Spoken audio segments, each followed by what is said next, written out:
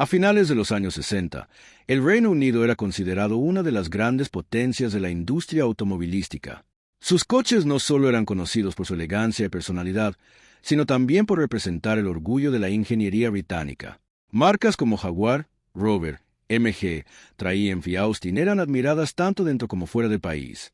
Sin embargo, detrás de esa imagen de prestigio comenzaban a aparecer señales preocupantes. Las fábricas tenían dificultades para mantenerse al ritmo de la competencia internacional.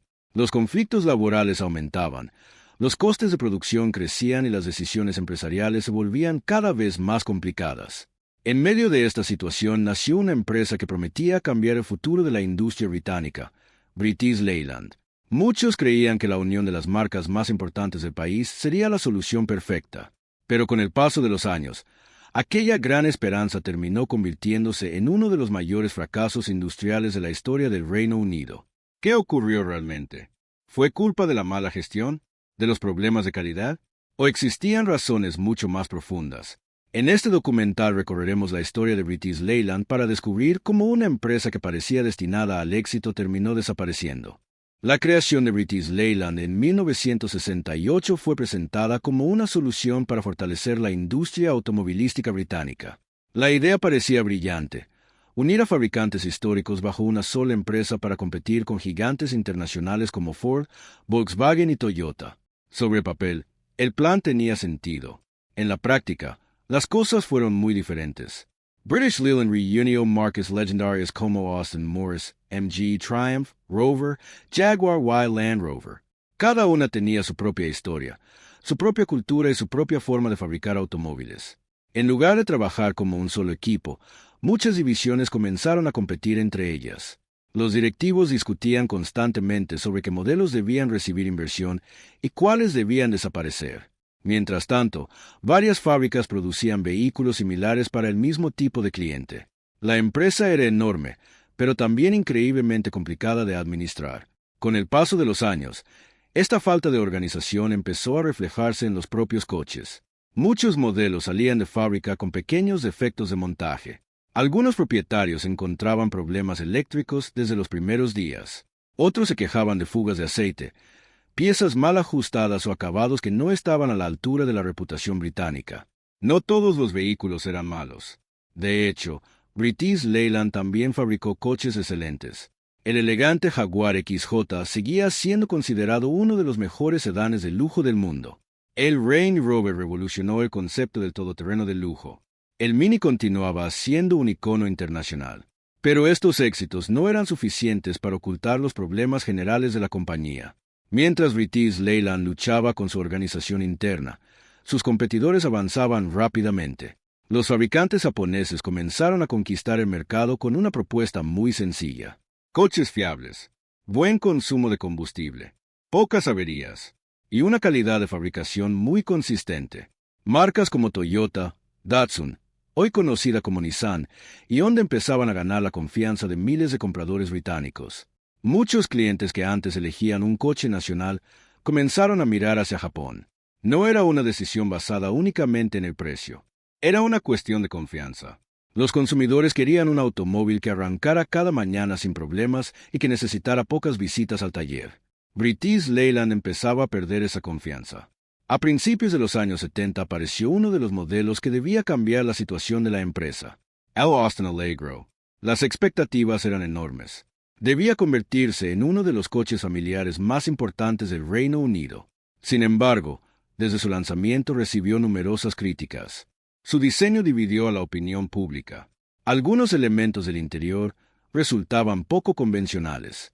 La calidad de fabricación seguía siendo irregular, y muy pronto comenzaron las comparaciones con competidores extranjeros que ofrecían una experiencia más sólida. Con el paso del tiempo, el Allegro terminó convirtiéndose en uno de los símbolos de los problemas de British Leyland. Aunque no fue el único responsable de la caída de la empresa, sí representó muchas de las dificultades que atravesaba la industria británica en aquellos años. Pero los problemas no terminaban en los concesionarios. También existían graves conflictos dentro de las fábricas. Las huelgas laborales se hicieron cada vez más frecuentes. Miles de trabajadores reclamaban mejores salarios y mejores condiciones de trabajo. Cada interrupción significaba retrasos en la producción. Los concesionarios esperaban coches que no llegaban. Los clientes cancelaban pedidos. Y la imagen de la compañía seguía deteriorándose. Mientras tanto, Ford y otros fabricantes internacionales mantenían un ritmo de producción mucho más estable. La diferencia comenzaba a ser evidente para todo el mercado. British Leyland estaba perdiendo terreno. Y lo peor todavía estaba por llegar. A mediados de la década de 1970, la situación de British Leyland era crítica. Las pérdidas aumentaban año tras año y la empresa ya no podía sostenerse por sí sola. El gobierno británico decidió intervenir. Miles de empleos dependían de la compañía y permitir su desaparición habría sido un golpe devastador para la economía del país. En 1975, British Leyland fue nacionalizada. El Estado inyectó enormes cantidades de dinero con la esperanza de salvar uno de los mayores fabricantes de automóviles del Reino Unido. Durante un tiempo, parecía que todavía existía una oportunidad. Se nombró una nueva dirección y comenzaron importantes planes de reorganización. Se cerraron fábricas poco eficientes, se redujo el número de modelos y se intentó mejorar la calidad de producción. Uno de los proyectos más importantes fue el Austin Metro, presentado en 1980. El Metro llegó en el momento adecuado. Era un coche compacto, moderno y pensado para competir con modelos europeos que estaban dominando el mercado. Durante sus primeros años consiguió buenas ventas y devolvió algo de optimismo a la empresa. Pero un solo modelo no podía resolver problemas acumulados durante más de una década. British Leyland seguía arrastrando una estructura demasiado compleja, costes elevados y una imagen de marca muy dañada. Mientras tanto, la competencia continuaba avanzando.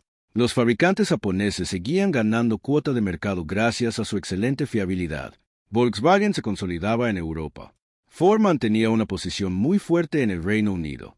Incluso fabricantes franceses e italianos comenzaban a ofrecer vehículos cada vez más modernos. British Leyland ya no marcaba el ritmo de la industria. Ahora intentaba ponerse al día.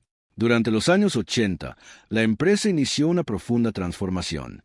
Muchas marcas desaparecieron. Algunas fueron vendidas. Otras dejaron de fabricar nuevos modelos.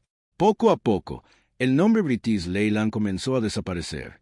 La compañía fue reorganizada varias veces hasta convertirse en el Rover Group. Aunque el nombre cambió, muchos de los problemas seguían presentes. Con el paso del tiempo, marcas históricas como Austin y Morris dejaron de existir. MG sobrevivió gracias a diferentes propietarios. Jaguar fue adquirida por Ford. Land Rover pasó por varias empresas antes de formar parte del grupo Jaguar Land Rover. Mini encontró una nueva vida bajo BMW y hoy es uno de los automóviles británicos más reconocidos del mundo. Paradójicamente, algunas de las marcas que formaban British Leyland terminaron teniendo éxito, pero ya no juntas. Entonces surge la gran pregunta: ¿qué mató realmente a British Leyland? La respuesta no puede resumirse en una sola causa. No fue únicamente la mala calidad. No fueron solo las huelgas. Tampoco fue únicamente la mala gestión. Fue la combinación de todos estos factores al mismo tiempo. Una empresa demasiado grande. Demasiadas marcas compitiendo entre sí. Procesos de fabricación ineficientes. Problemas laborales constantes. Falta de inversión durante años. Y una competencia internacional que evolucionaba mucho más rápido. British Leyland llegó a representar lo mejor de la industria automovilística británica. Pero también terminó simbolizando todo aquello que podía salir mal cuando una empresa pierde el rumbo. Aún así, su historia dejó un legado enorme. Millones de personas todavía recuerdan con cariño coches como el Mini, el Rover SD1, el MGB, el Triumph Dolomite o el Jaguar XJ. Muchos de estos vehículos siguen circulando hoy en día, restaurados por apasionados coleccionistas que mantienen viva una parte importante de la historia británica. Porque, más allá de sus errores, British Leyland ayudó a crear algunos de los automóviles más carismáticos del siglo XX. Su caída marcó el final de una época, pero también dejó lecciones que todavía estudian historiadores, ingenieros y fabricantes de automóviles en todo el mundo. La historia de British Leyland nos recuerda que incluso las empresas más grandes pueden desaparecer si dejan de innovar, de escuchar a sus clientes y de adaptarse a los cambios del mercado. Sin embargo, su legado sigue vivo.